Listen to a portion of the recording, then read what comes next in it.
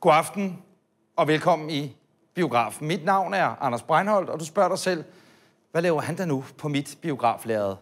Det vil jeg meget gerne fortælle dig. Efter et utal af morgenfjernsynsudsendelser, så ved jeg lige præcis, hvad det er, I kvinder, I godt kan lide. I kan godt lide en god overraskelse, og derfor vil jeg gerne bede dig, ja dig, som sidder nede på række 8, sæde nummer 12. Det er altså række 8, sæde 12, om at lave følgende bevægelse ned under dit biografsæde.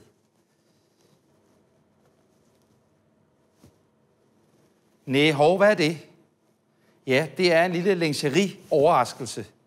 Ikke bare lingerie, almindeligt undertøj. Næh, det er en lille gavepakke fra Femilet. Og så kan jeg jo høre alle andre i biografen også begynde nu. Hvad med os? Skal vi ikke have noget? Er der ingen overraskelser til os? Det er der naturligvis også tænkt over. Derfor vil jeg godt bede alle om i biografen, og det gælder jer alle sammen, om lige at kigge ned under jeres sæde. Næh, er hele biografen fyldt med undertøj ned under vores sæder? Det er da det, den er. Tak skal du have.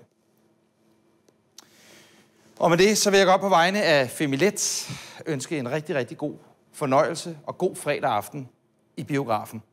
Skål. Så ved jeg ikke, hvad vi gør med Kenny op på række 19. Men vi prøver at skaffe ham en Audi TT eller et eller andet. Vi giver ham sgu en bil. Det er det, vi gør.